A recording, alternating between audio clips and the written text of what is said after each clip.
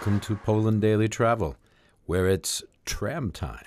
That's right, we're going to be traveling around Warsaw using the extensive tram system. You can go from Belany to Wilanowska, from Praga to Wola, from Marszałkowska and Jana Pawła, the great thoroughfares of the city, all using trams. For a lot of you, that will sound pretty exotic. Extensive tram systems don't exist in many cities around the world. Did you know that trams crisscross Warsaw over 276 kilometers? That's 171 miles. There are 750 pieces of rolling stock, 27 regular lines. It's one of the biggest tram systems in Europe.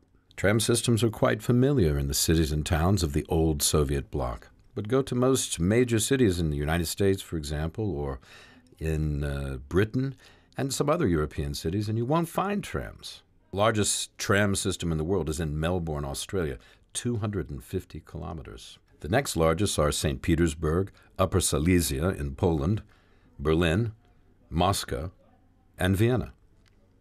In Warsaw, it all started with horse trams in 1866. The system grew slowly at the beginning of the 20th century, and between the wars was hampered by the Great Depression. The tram system remained operational throughout the Nazi occupation until the Warsaw Uprising in 1944, after which all the infrastructure was systematically destroyed. During Soviet rule in the 1950s and 60s, the network was extended to newly built districts like Ursynow. There was no metro. There were few cars. The tram system remained the backbone of the transport in the city. Post-1989, the tram system continued to use ancient rolling stock. The metro was the thing. However, since joining the European Union in 2005, the metro system of trams in Warsaw has been extensively renovated with new rolling stock and new tracks. It's a pleasant way to see the city. Let's take a look. It's tram time in Warsaw. Well, you know, here we are, right in the center again. It's dark, and I think we've got to get another tram to get back to a nice, warm place. Maybe exactly. A glass of beer. Maybe. What do you think? I think that's an excellent idea. Can I tempt you? You can. Okay. As Oscar Wilde said, I can resist anything except temptation. But non-alcoholic beer, of course. That's fine, of course, absolutely. Because we're not allowed. Yes, exactly. On television, we can't drink an actual beer. No. We can't even talk about it. No, let's pretend that we didn't. I know, but it's okay because we're going on the tram. Yeah.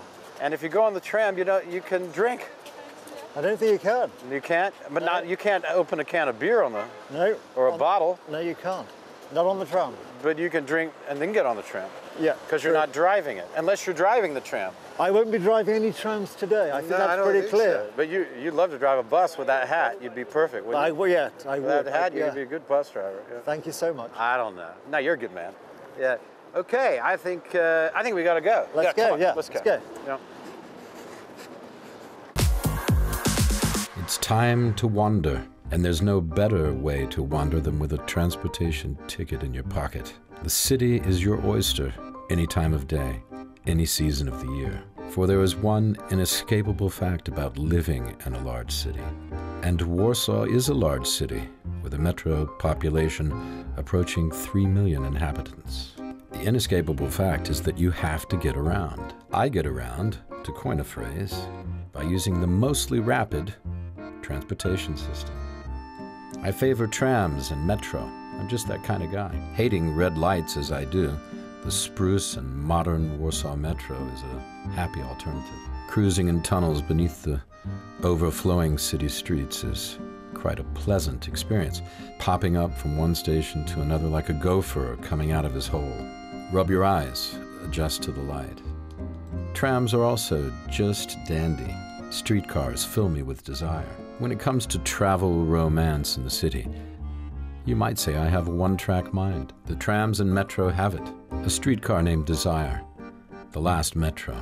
These are names to conjure with, full of mystery and excitement.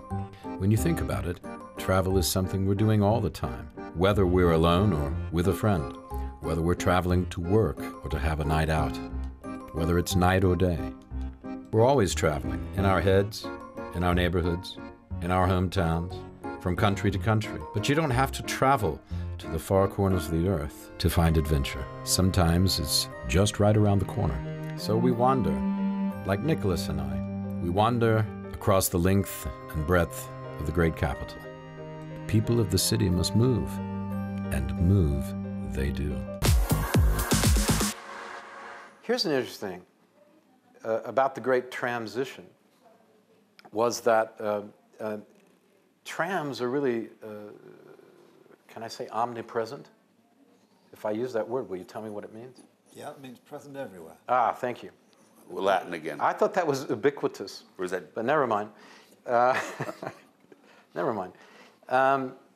It was true that in Central and Eastern Europe, they had that was where most of the tram systems were. So under the old the Soviet Union and its satellites, they had a lot of trams. I don't know if that's true in Russia.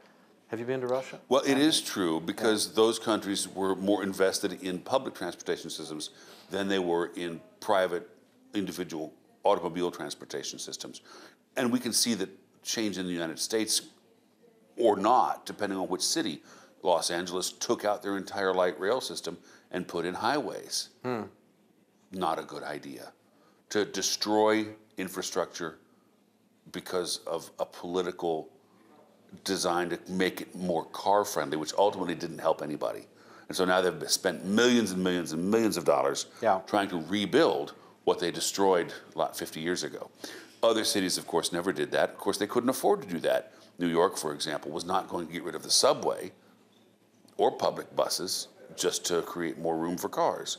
There's no room for cars. They need more people on public transportation. What do you think? You like public transportation? I do like. I use it a lot here. I think it's very good. Do you? Yeah. Trams, the metro, Yeah. and the buses. Do you use a bus? I do use a bus. Yeah.